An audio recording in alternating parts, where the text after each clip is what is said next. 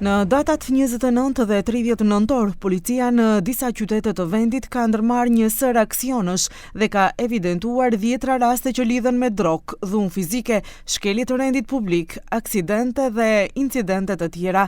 MPB ka ngritur edhe kallëzime penale për prodhim droge, armbajtje të paautorizuar dhe ndërhyrje në sistemet kompjuterike.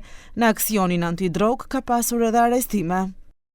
Në Shkup janë ndaluar 2 persona, njëri prej tyre nga Serbia, pasi u kapën me marijuanë dhe substanca pluhuri.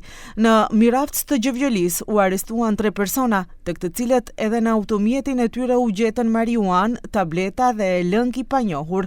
Në Velgosh të Ohrit, gjatë një bastisje, u arrestuan 3 persona pasi u gjetën substanca narkotike dhe objekte me mbajtje droge. Gjithashtu MPB ka arrestuar edhe disa persona të përfshirë në përleshje fizike në Shkup. Policia arrestoi 2 persona në qendër pas një përleshje. Gjatë ditës u raportuan edhe disa raste të tjera dhune në Karposh, Qendër, Saraj dhe Gazibab. Në Saraj 5 persona që kryenin detyra pune në një shkollë të mesme u sulmuan me mjet të mpret dhe sprej lotciellës. Një 34 vjeçar u dërgua në spital me lëndime nga mjeti i mpret në Ohër.